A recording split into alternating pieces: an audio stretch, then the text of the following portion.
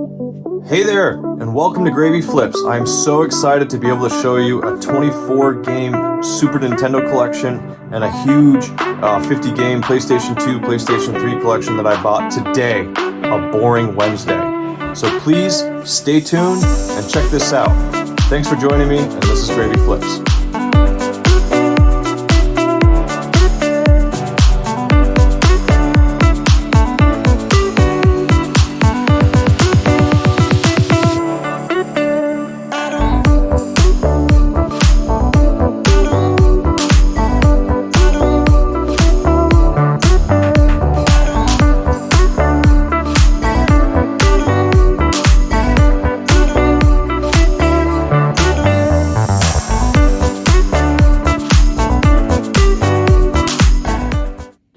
Today, I've got behind me a really awesome Super Nintendo collection I bought on a boring Wednesday after my full-time job.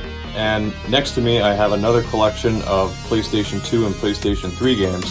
So I thought I'd take a few minutes just to show you how much I spent, how much I expect to earn, and to show you how much you can make on a boring Wednesday when you work 8 hours already, and the kind of profit that you can make by just having the drive and having the hustle, so that you can actually build yourself a business and a nice side hustle that can earn you some extra cash.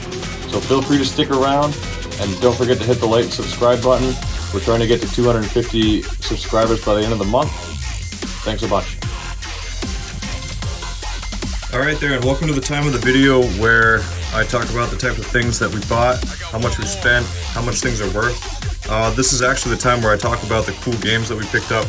This is kind of the part where all my video game collectors can check out how awesome buying collections can be, because you can really actually build a nice collection yourself, and or you can just make a profit. So it's up to you what you do.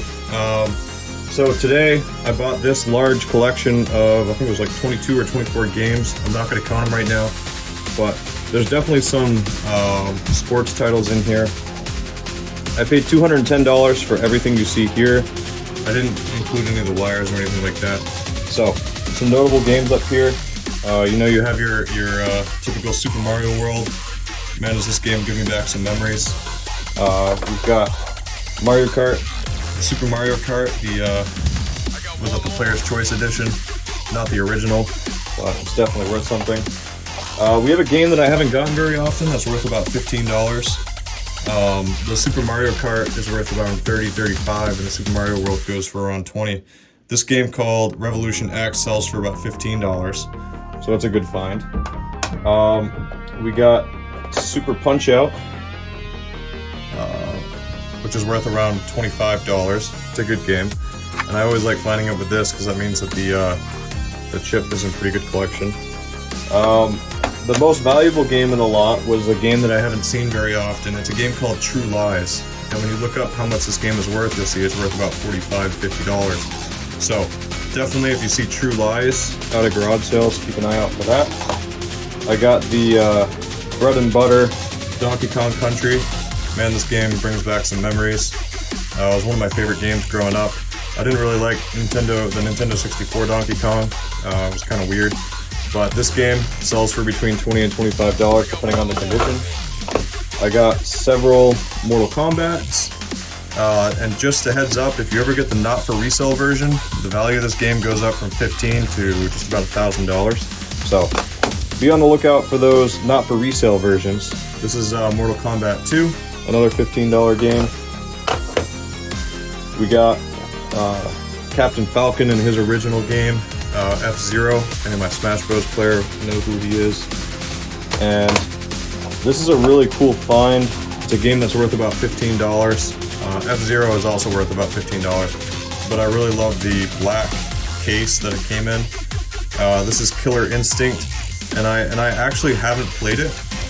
I've never actually had it complete in the box either, but I really enjoy the design on it. You can see the stickers in pretty good condition. It really looks like the 8-bit, is it 8-bit? I'm not sure, but don't quote me on that. But the label really kind of brings out the pixels in it to make it look like it's a retro game. So, for those of you who are diehard collectors, Killer Instinct is definitely a cool cartridge just to have, just for the fun of it. And then I got the console right here.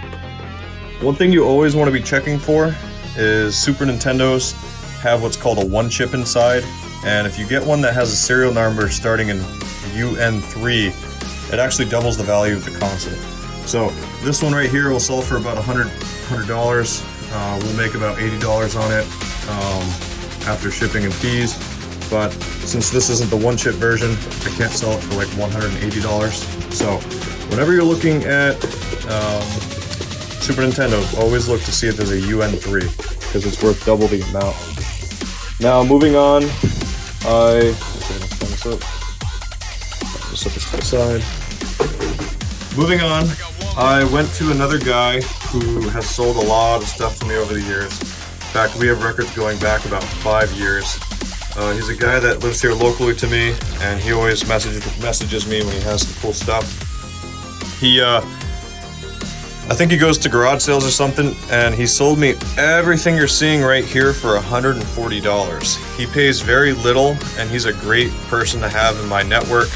And that's my suggestion for this video, is that if you can create a network of people that go out garage sailing and people that will write you, it definitely helps you kind of have more tentacles to have more product coming to you, you know, because you only have so many hours in the day.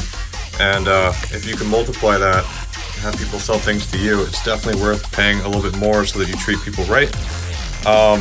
So $140 for 1, 2, 3 PS3 consoles.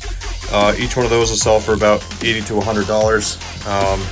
I was excited to see this Rampage game for the GameCube. I was all like, yeah, this would be a good value, but then I opened it up, it's absolutely empty. So that was a bummer. But just a bonus accessory. I haven't actually gotten this in the flesh, but it's definitely something to be on the lookout.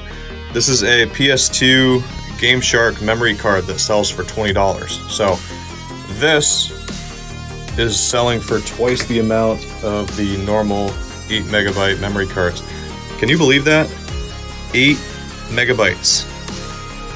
8 megabyte. Nowadays you can get an 8 gigabyte one that's like that big. You can get like a 8 terabyte one that's like this big. It just blows my mind. But the cool part of this collection is all 50 of these games are pretty much kind of good auction fodder.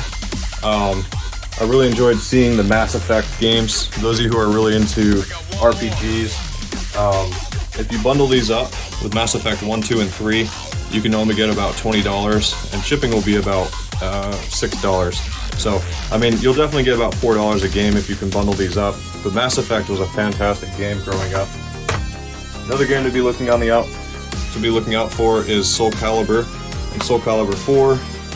I just happen to have it complete in the box here. Any of them for the GameCube, the one that has Zelda or Link, Soul Calibur 2, I think that game sells for like $30. Another good PS2 combo to make up are any of the Grand Theft Autos. If you can combine these, it's worth about $20. And sorry about that pounding, my dog is upstairs. I don't know what she's doing. But another game that's worth something is $20, around $20, or any Call of Duty combo packs. There's some really nice trilogy versions for the Xbox 360 that are worth about $25 to $30, sometimes even $35. But this one, I believe, don't quote me on that, sells for about $20-25. So this one's definitely a nice pickup to find because it helps whittle away that overall cost of the game. Another good combo idea is putting games that are light games. So Oblivion, I don't know if you guys are old enough to remember this game. A lot of my students that I have are definitely not old enough to remember any of the Oblivion games, but when I was 13 or 14 on the Xbox 360, I played the crap out of this game. This is one of my favorite RPGs of all time. I even played the original Morrowind back in 2003, 2004 on the original Xbox. And so I was pretty excited that Skyrim came out back in, I think it was like 2011. To think that they're still milking this cash cow 12 years later, having just ported it to VR versions and onto the Nintendo Switch. It blows my mind that Skyrim is still a thing and that they still haven't made like a new, you know, mainstream Skyrim game. As I always mention, be on the lookout for the Ratchet and Clanks. These games sell for about $15 to $20. There's some on the PS3, especially the combo versions that go for like 30 to 60. Just depends on what you've got. Other ubiquitous games that you're gonna get, ubiquitous means like all over the place, are the Assassin's Creed game. You know, by themselves, they're not really worth that much. But if you can get 5 or 6 of them and bundle them up, you can only sell them for like $25 to $30 online, which is some pretty solid cash because it's only going to cost you about $6 to $7 to ship it. $8 if you use the priority flat rate bubble mailer. Another bunch of games to bundle up are the Grand Theft Auto on the PS2. You can get around $25 to $30. People are really happily will pay the $6 for this. You can get it in this version, and if you get lucky, you might find it in this version right here, the Grand Theft Auto Trilogy. This is worth around $35 to $40 if you have this little sleeve for the 3 games. But, you know, even if you just get them loose like that, it's still worth close to the same, but it doesn't have as much collector value to people. Another game I'm always on the lookout for, and this would surprise a lot of you, are the Midnight Clubs. Some of them actually sell for up to about $30, depending on what console they play on. A couple weeks ago, I found a Need for Speed Underground version, Need for Speed Underground for the Xbox 360, or the original Xbox, one of those two, that sold for about $40. So even though it's a racing game, do not overlook the Midnight Clubs or any of the Need for Speed games, especially the older ones that have Underground in it, because there's some real coin that you could be letting up.